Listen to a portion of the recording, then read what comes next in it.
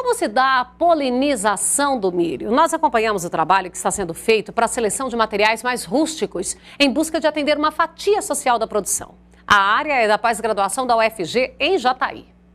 O objetivo é o cruzamento de híbridos de milho em busca de alternativas que oferecem sementes ao pequeno produtor com investimento mais baixo.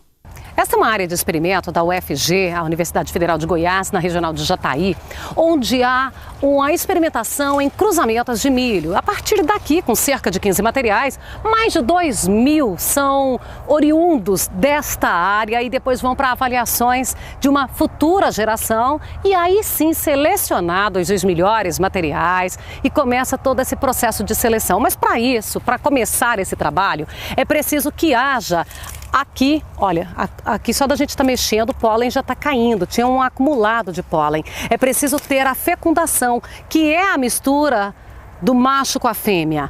E o órgão masculino do milho é o pendão, está aqui. E o órgão feminino está na espiga. E é com esse cruzamento que vai criar uma nova espiga, que vai ter uma nova avaliação e depois de 3, 4 gerações, já se tem um material mais definido. Com a leveza do pólen, dificilmente fecunda a própria planta. Para um trabalho como esse, onde a polinização é feita manualmente, normalmente há o interesse em alguma característica do material, seja produtividade, resistência, porte ou tantas outras que podem ser desejadas. Que a altura é muito elevada. E aí eu quero reduzir o porte dessa planta. Tá? Por esse mecanismo, o que eu faço? Eu tenho a população alta, que é uma variedade ou um cultivar qualquer. Eu planto uma linha dela e do lado eu planto uma linha de uma outra baixa. Então eu vou pegar o pólen da linha baixa e trazer para a linha alta, ou o contrário. Tá? De forma que um vai ser pai e a outra vai ser mãe.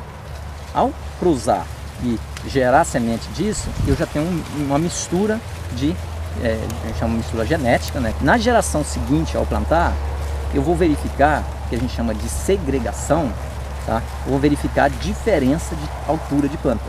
E aí eu vou selecionar de acordo com o meu interesse. Para que aconteça o cruzamento conforme o interesse, o pendão fica com um saquinho de papel, que vai ser onde o pólen será depositado. A espiga que vai receber está protegida com saquinho plástico para que não haja fecundação.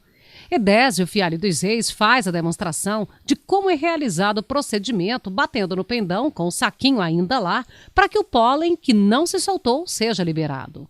O pólen está dentro desse saquinho, tá? Que é o gameta masculino. Então agora vamos procurar uma outra planta que tenha, tá? Esteja, né, com o órgão feminino receptivo.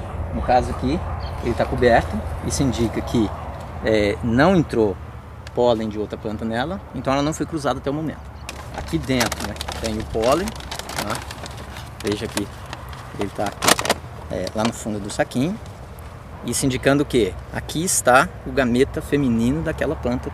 Até mesmo o horário tem que ser o mais propício, já que tem um intervalo do dia quando o pólen se solta com mais facilidade.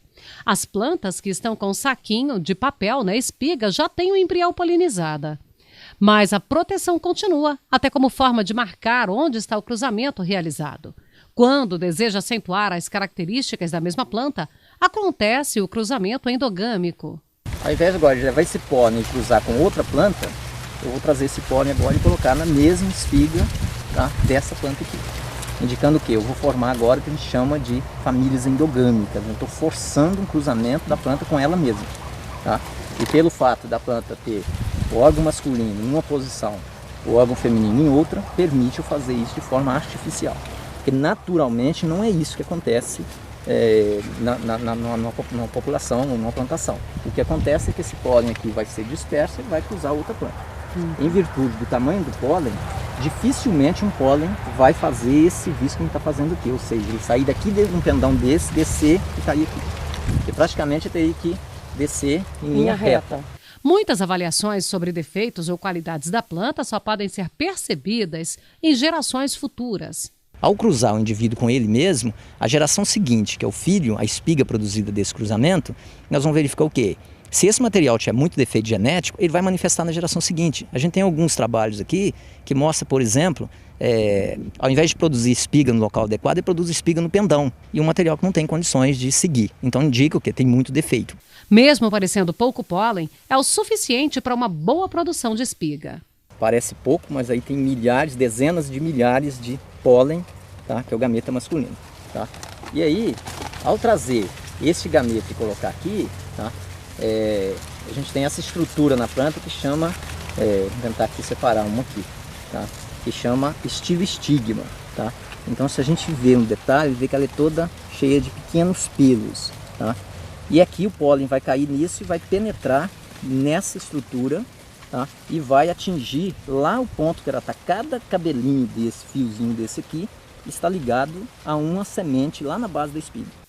Na câmara de armazenamento, todo o material de anos anteriores está catalogado em ambiente climatizado e apropriado para garantir a qualidade de germinação da semente. Aqui, tudo fica garantido com os resultados. Aqui, nesse caso, já é o resultado de um experimento, de um cruzamento daquele que aconteceu lá em cima. Exatamente. Você pega aqui cada envelope desse aqui, aqui eu tenho uma que eu chamo de progênie. Então aqui tem cruzamento de um pendão com espiga, gerou a espiga, essa espiga foi colhida e o material está armazenado aqui. Então este material, neste ambiente, ele fica armazenado de 4, 5 anos sem perder viabilidade. Tá? A partir daqui, tá, que é gerado do campo de cruzamento, que eu vou fazer os meus ensaios, verificar a qualidade da combinação genética que eu tive entre diferentes materiais. Se a combinação genética for boa, e a gente chama de combinação genética boa, é quando o material que foi utilizado como pai complementa bem o que foi utilizado como mãe ou vice-versa, indicando o quê? O que não tinha no outro tinha, então complementou. Isso faz com que você tenha um ganho genético, um salto de qualidade em termos de característica agronômica na frente. Então isso vai ser testado, isso já está plantado em campo, tá? Essa semente é chamada semente remanescente. Tá? Então, por exemplo, hoje no campo eu tenho em torno de 600 a 700 progênies sendo testadas. Tá? Dessas 700 progênies, eu vou selecionar, por exemplo, 50. Eu volto. Essa aqui está na lista das selecionadas. Se ela estiver na lista das selecionadas, eu volto nesse envelope, retiro a semente e utilizo para o próximo ciclo meu de seleção. Então, o procedimento é dessa forma. E aí você vai ganhando em termos de qualidade genética do material, até você chegar um pouco mais à frente e dizer, olha, este material ele pode agora já ser trabalhado para gerar uma linhagem para produzir um futuro híbrido ou gerar uma variedade de polinização aberta para ser distribuído aí, principalmente no campo aí da agricultura familiar.